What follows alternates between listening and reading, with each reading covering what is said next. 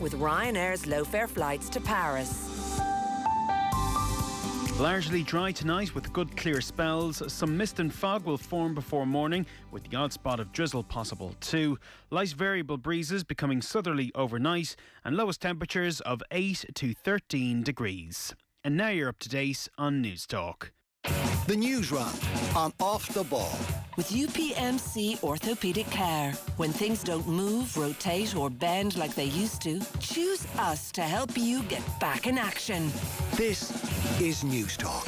Good evening and welcome along to Tuesday night's Off the Ball. It's Eoin here with you until 10 o'clock this evening, and a great few hours coming your way on the show tonight. We're going to be kicking things off from 7:30 with Brian Dowling, who is Kildare senior hurling manager. They were of course crowned Joe McDonnell champions last Sunday, and they play a preliminary quarter-final against the Dubs this weekend before playing in the Leinster Championship proper next season. So exciting times for Kildare hurling, and Brian Dowling up at 7:30. After 8 o'clock then, Brian O'Driscoll is going to join us here in studio. Leinster of course in the URC final this weekend against the Bulls, and it is their last game of the season, so loads to discuss with Brian. And then after 9 o'clock we're going to be playing you some Jarlath Burns, who's been speaking today at Faithful Fields down in Offaly, and we'll chat to Tommy Rooney around it, because the idea of the All-Ireland being pushed back to August in 2027 has reared its head, and he's had his say on replays and penalties as well. So loads to discuss throughout the evening. Our number is 0879 180 180 if you want to get in touch on any subject at all. And throughout the show we'll be keeping you up to speed on everything that happens at the Stade de Luxembourg. Our own Nathan Murphy is there alongside Dan McDonnell, football correspondent with the Irish Independent. Nathan, we might kick things off with yourself. First of all, you might bring us the team news this evening. Yeah, 5 changes from the side that drew with Senegal. There is a Republic of Ireland debut for Max O'Leary of Bristol City in goal, and I think you'd have to say well deserved. It's going on 6 years since he was first in and around the Republic of Ireland squad, and tonight finally he's going to get to play for his country, and he's going to do so from the start in place of Caoimhín Kelleher. There's also a first international start for Killian Phillips in midfield. Obviously came on, made a cameo on Friday night. They clearly like what they've seen from him in training, so he's going to come in midfield. Jake O'Brien replaces Matt Doherty in the defence, while also up top, as we expected, Evan Ferguson and Troy Parrott come in. So Kelleher, Manning, Doherty, Taylor and Ida are the players that drop out. We expect it'll be Max O'Leary in goal, Jake O'Brien at right back with Nathan Collins, Darrow Shane the centre, and then Robbie Brady at left back, Killian Phillips and Jason Knight in midfield, Casey McAteer and Will Smallbone on the wings, and then Evan Ferguson just in behind Troy Parrott, I should say.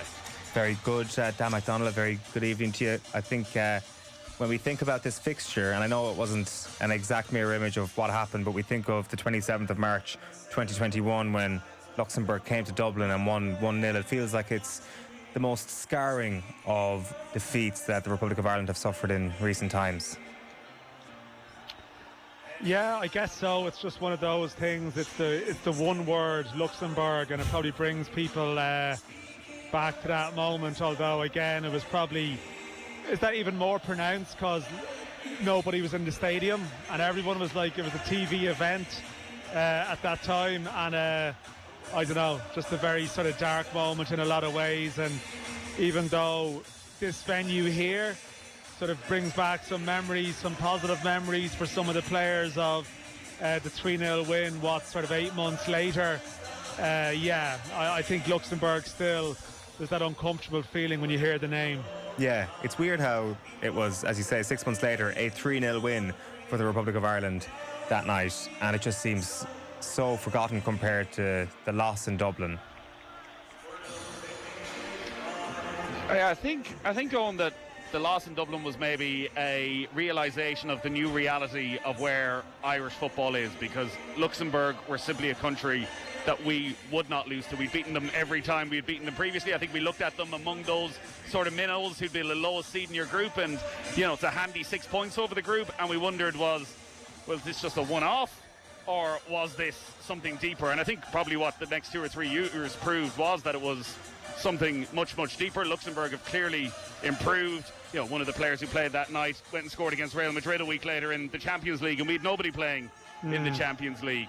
But I think it feels as though things have turned around somewhat since then. Yeah, I think the strange thing is, that game in November was that weird probably nearly the highest point of Stephen Kenny's time, where we had the post-match press conference afterwards here, and like fans were maniacally banging on the window, like cheering Stephen Kenny's name.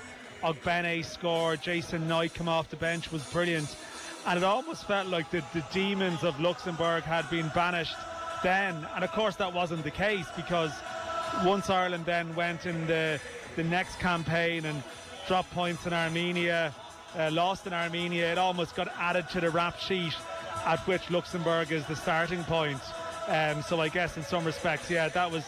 I mean, I remember that night Jonathan Hill was like, then CEO, was tweeting about this was very good, and this was the sign that Stephen Kenny was going to get his new contract. So it was almost like a sort of mirage in the desert, like the trip to Luxembourg here, relative to what followed afterwards. Yeah, for sure. And even when you look at the goal scores that night for Ireland and the win, the likes of Shane Duffy, Chidozie Ogbene and Colin Robinson, various different reasons, obviously none of them available tonight, and it's kind of a new era, and obviously we kind of await for the likes of Ogbene to come back to full fitness. But in terms of those that are available tonight and those that are starting, Dan, I mean, this is another great moment for Killian Phillips. Anybody who saw his post-match interview on Friday immediately roots for the guy, I think. But I guess really interestingly, from a future perspective here, is just that partnership up front again of Evan Ferguson and Troy Parrott. We're still trying to figure out, if everybody's fit, who exactly Heimir is going to favour up front, because Adam Idah is obviously in that conversation.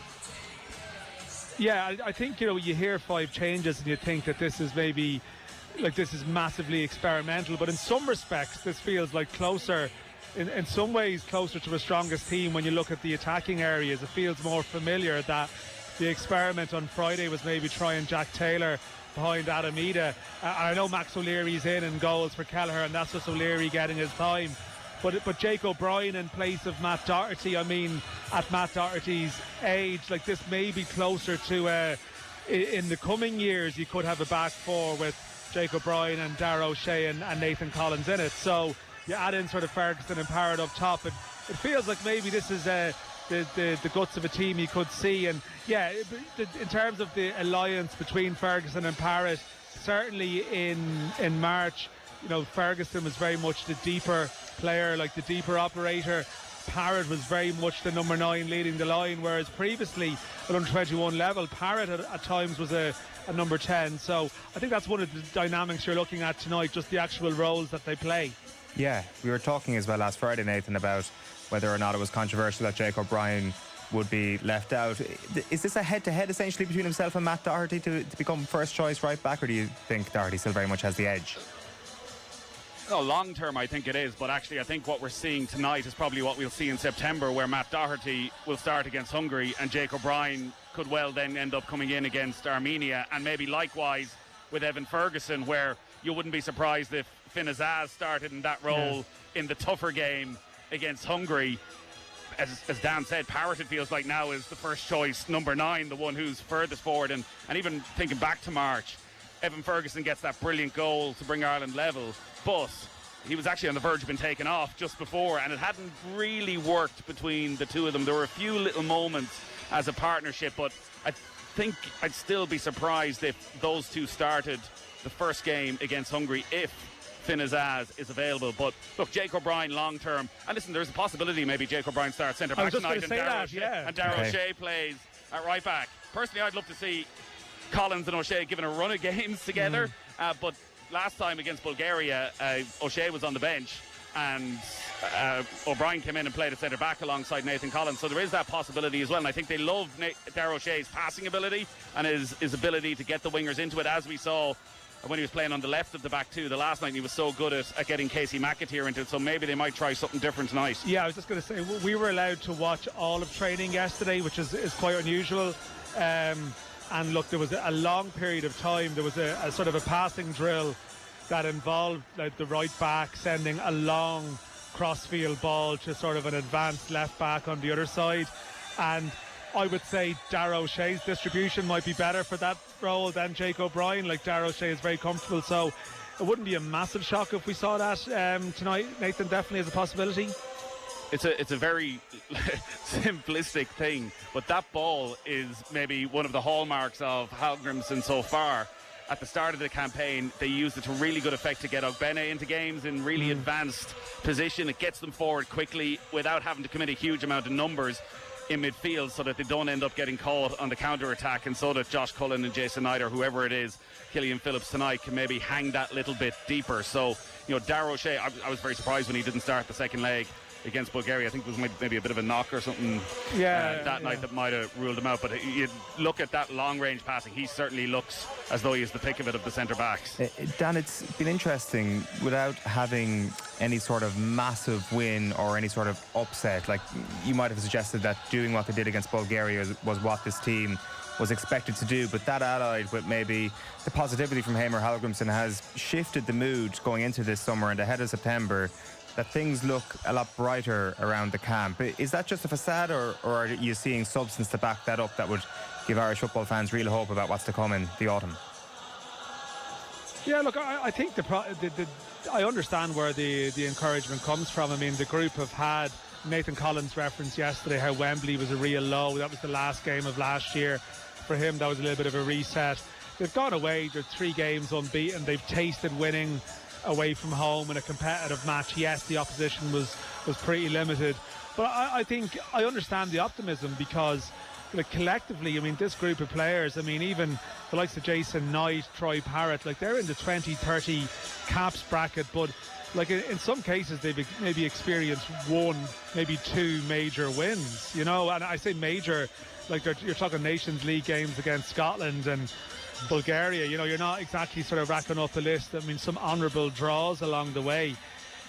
So I think when you've had so little experience of that, to go away from a camp not trying to put the positives on a defeat, there's a natural thing. I think there obviously are signs of a sort of a bit of a tactical identity taking shape, that going, I think in Hallgrimsson's first 6 games there was a lot of changes from game to game. I think it was quite hard to predict the starting team and what you might see. I think now, even with the changes of personnel, it feels like you have an idea about the identity. So these are all the positive signs. I think, look, the obvious counterpoint and the asterisk to that is that in the autumn, when they played decent teams, they obviously got popped, and it was an under-strength Senegal side on Friday. So you're not playing against the team with the level, even for Hungary maybe being a little bit on the downgrade. It's a competitive game, and the intensity of a competitive game, and that's the obvious question mark. We just hope that this team, if they encounter some difficult times in the first 15, 20, 25 minutes in September against Hungary, that they have an idea how to get out of it, because they know what they are. And that's the hope. But I understand any caution in the optimism. I don't think there's any basis for euphoria or declaring the corner has been turned. But I guess the bar has been so low for optimism that you understand why they're seizing on this mini unbeaten run as something to cling on to. Nathan, Gerson Rodriguez starts for Luxembourg tonight. Yeah, he does, and it'll be interesting to see if there's any protests against that. It dominated the press conference yesterday on the Luxembourg side of things for Luke Holtz. Gerson Rodriguez scored the goal that night in Dublin that gave Luxembourg the victory, but very controversial figure now. A suspended 18-month sentence for assaulting his girlfriend and 2 other assaults as well. He appealed that, he's lost that, but Luke Holtz has decided to keep him involved. He has taken a lot of criticism for that, and also the FA have taken a lot of criticism for how they dealt with the protest that took place in the game against Slovenia 3-4 days ago. So we'll see if there's the same sort of heavy-handed response. You assume there won't be. So yeah, Gerson Rodriguez is going to start. I would love to see the Republic of Ireland line out the way UEFA are expecting the Republic of Ireland to line out. They've got Troy Parrott at right back, Evan Ferguson in the middle midfield, and a front 2. They obviously think we're going right back to the 80s of Killian Phillips and Nathan Collins. That's an identity now in the side. Why not? Yeah. Why not? Where does what we're hearing at Stade de Luxembourg at the moment rank in terms of pre-match playlist, by the way? Yeah, it's proper Euro pop, isn't it? Listen, I never mind what the music is, as long as it's at the appropriate level. And I think they're expecting, about 6,500 here tonight. So you don't need to be blaring it out. Listen, we've had a version of Hey Jude that I've never heard before, but yeah, I think about 360 Ireland supporters here. They look like they're all right at the moment. All right, good stuff. Nathan Murphy, Dan McDonnell, football correspondent with the Irish Independent. Thanks so much, folks. We'll be backing over to Nathan Murphy throughout the evening as he keeps us up to speed on Luxembourg versus Republic of Ireland in that international friendly. Now, the Newsround is here with UPMC Sports Surgery Clinic. When things don't move, rotate or bend like they used to, choose us to help you get back in action. And we should say good evening for the first time to Mick McCarthy. Hello, Mick. Hi, Eoin. And Cameron Hill, a very good evening to you. Good evening, Eoin. Where do you want to kick things off with? Well, let's start with comments from the GAA's president, Charlotte Burns, today. He's revealed that All-Ireland finals returning to August could be back for 2027. So the showpiece games are currently slated for July, of course, and Burns confirmed the concerts already scheduled for Croke Park next year means that a move to August in 2026 is not viable. He also expressed a preference for replays to decide drawn provincial finals rather than penalty shootouts on the day, as was the case in the Munster hurling final at the weekend, of course. Reports today suggest that provincial replays could be on the cards for October's special Congress. Now, Burns was speaking to media at the launch of the 2025 All-Ireland Senior Hurling Championship today, and he says the scheduling of the All-Ireland finals is a recurring topic among the grassroots of the association. I'm around the country all the time, in clubs and counties every single day of the week, and the thing that I get most debate on are the timings of the All-Ireland finals. Leaving everything as it is, okay, first and third weeks is August. Remember, the fact we're only playing 2 games next year in the round robin saves that week for the Allianz National League. You have 2 weeks then after that. That solves that problem. And then you have no dead rubbers in the round robin. Leave everything as it is and just have a bigger space between the semi-finals and the finals, 3 weeks instead of 2 weeks. That means then that there's only the 2 teams that are being affected. The disadvantage of that is that you're into the bank holiday weekend, and that can create difficulty as well. But I am not... you might have heard me saying that this isn't going to happen during my presidency. The decision might be made during my presidency, but it mightn't actually occur during my presidency. But I am certainly open to first and third weeks in August from 2027 on. At the end of the day, we are a games organisation. And the final point is this: we also have to factor in replays, and we have to factor in Camogie and LGFA, and replays for those as well. So, you know, Croke Park could be very, very busy in that month of August, but that's great. The more of games we can have in it, the better. It does make you think that once we move back to August, if that were to happen, and say what you take up there is a bit more breathing room between semi-finals and All-Ireland finals, that still wouldn't get rid of the problems that we were talking about last week about literally what I was just about to say. The provincial hurling championships being crammed too early. So there are... We'll always find problems, won't we? We'll always find problems. We'll always need more breathing room. We'll always need more weeks off. It's not just... They need to prioritise where is the gap, the need for the gap greatest. Absolutely. And I think there's a load of issues caused by the condensed season and the split season, right? There's also loads of problems that it fixed and loads of things that getting rid of it or stretching on with. Like, so every action has a equal reaction and so on, right? But equal or opposite. But I think this solves one problem, which is just the emptiness of August on the GA calendar, on the national sense. Because even I always find the funny thing about it, like, oh, isn't it great for the club championships and all?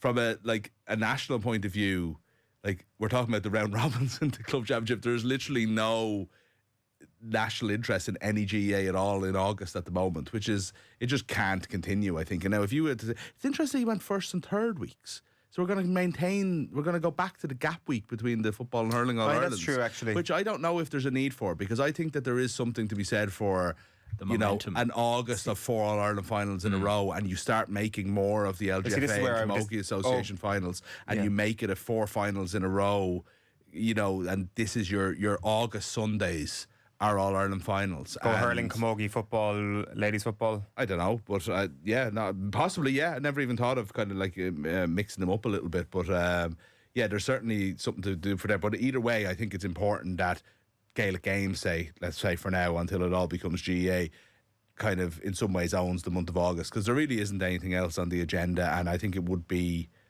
brilliant, actually better than September, to be honest. I always felt like September we were hanging on a little bit, you know? I feel like every time we have this conversation, we have to pull out the caveat. We know why August isn't being used for inter-county games at the moment. We know that there's a backlog when you go from the provincial championships at club level all the way back to the start of the round robin at county level in Cork and Galway in particular. they feed into and bleed into the month of August, and we know exactly why that is. This would be a compromise in some ways, right? And it would maintain for, at 28 counties would maintain the current structure. 4 would have to push things back a little bit. It's not great, and if that ends up being a dual county, if that ends up being Cork or Dublin, it could cause some issues. But at the same time, I don't think they're unsurmountable issues, No. What else have you got for us, Cameron? Well, we've news from Westmeath today because they are in the market for a new senior hurling manager today. That's after Saoirse Bolton stepped down after just a season in charge. The Limerick native made the move from Meath ahead of this season. He guided the Royal County to Christy Ring Cup victory in 2023. While this season, Westmeath were relegated from Division 1B of the Allianz League, but secured their Joe McDonough status for another year with a 12-point win over Kerry in the final round last month. Okay, as I said, we will be keeping you up to speed on everything that happens in Stade de Luxembourg as well throughout the evenings to 7:45 kick-off. Just on that, I just said I'd better tune in for some pre-match analysis on the host broadcaster, our national broadcaster, of course. And I'm really enjoying this episode of The Simpsons where Marge is a journalist, I think, and has an angry editor. So you were really getting the build-up in. Is this not Luxembourg, Ireland? No, not yet. Okay. Not yet. No, apparently they're not on air till 15 minutes before the game. Now, I know it's a friendly with Luxembourg, but it's not as if, they're literally showing The Simpsons. It's like, I can understand. No, but I can understand people say, it's like, look, we've got a very important show that we have to, it's a friendly, isn't it great that we're showing it at all? But, I think you could probably get away with not showing The Simpsons at 6 o'clock. At 7 o'clock. Do you need 45 minutes build up for a friendly against Luxembourg? It's not that you need it. I mean, is there not? Are you telling me there's nothing to talk about? To be devil's advocate here, on behalf of all the Simpsons fans out there, I don't know. They're screaming at the radio. Yeah, season 34 banger. I know you're doing devil's advocate, but I think it does show you the level of what, back in the day. And I'm not saying that we have everything. You can just replace Giles Dunphy Brady with Bill O'Hurley, right? That's not possible, and they have to do something different. And I completely see that. I'm not being obtuse about it. I'm not being, but it shows you the level that, a game against Luxembourg would have been the perfect opportunity to put them on for 45 minutes. Because the match itself would have been irrelevant, and whatever the big story of the day, whatever the thing they had to get their teeth into. Don't forget that, the Roy Keane, rant, whatever you want to call it, the fight, the ran away with the young one, quarrel. Argument, all happened before a Champions League game between Liverpool and someone. And they never even talked about the match before it. Yeah. They talked about the story of the day. We could be watching. I just think, we could be watching. Where is that? Where is that passion? We could be watching Irish football legends getting libelled right now. We could be watching pens get flung across the room, and instead we're being served up season 16 of The Simpsons. Exactly. Season 8 now would be like this. Exactly. We wouldn't be having this conversation. Not even classic Simpsons. Do you have time for one more story, Cameron? We'll run through some of the other results from today because Ireland are not the only team in senior international friendly action tonight. Northern Ireland are taking on Iceland at the same time, 7:45, while England face Senegal at the City Ground in Nottingham. The under-21s were also playing today. They finished scoreless with Qatar in Croatia. And Republic of Ireland international Izzy Atkinson has been released by Crystal Palace today. The 23-year-old joined from West Ham, moving to the Eagles along with fellow Ireland star Abby Larkin in January of 2024, but she made just 4 appearances in the WSL last season, culminating in Palace suffering relegation. All right, Cameron, thank you for that. We're going to be speaking to Brian Dowling, who is Kildare hurling manager, next. Before that, it's time for the Cash Machine. News Talk's Cash Machine. Now, there's another huge amount to be won in the Cash Machine this Friday. The number you now need to know is €104,000 exactly.